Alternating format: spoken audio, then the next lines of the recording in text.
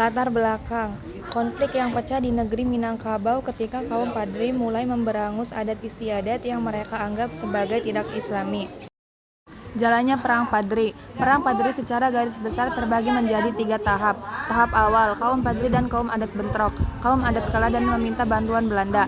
Tahap kedua, kaum Padri melawan kaum adat yang dibantu Belanda. Belanda beberapa kali membuat perjanjian tapi melanggarnya.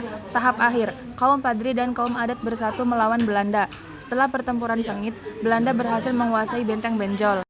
Secara singkat, Perang Padri adalah konflik panjang antara kelompok yang ingin memperkuat ajaran Islam, kaum Padri, dan kelompok yang mempertahankan adat istiadat kaum adat. Konflik ini dimanfaatkan Belanda untuk memperluas kekuasaan mereka di Minangkabau.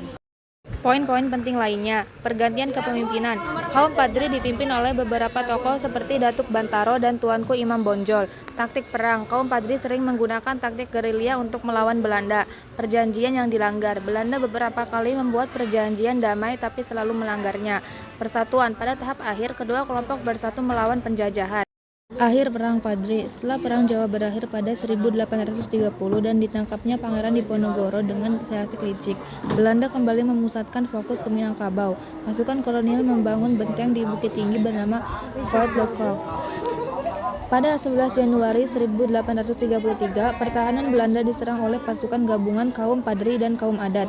Menyadari hal tersebut, Belanda mengatur Diasat kembali. Belanda berdalih bahwa kedatangan mereka hanya untuk berdagang dan menjaga keamanan dengan rakyat Minangkabau.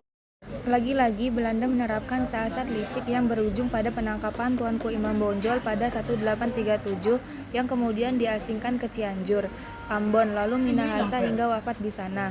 Perang kembali berkobar. Kali ini Belanda lebih unggul dan pada 1838 berhasil menembus pertahanan terakhir rakyat Minangkabau di Dalu-Dalu yang dipimpin oleh Tuanku Imam Tambusai.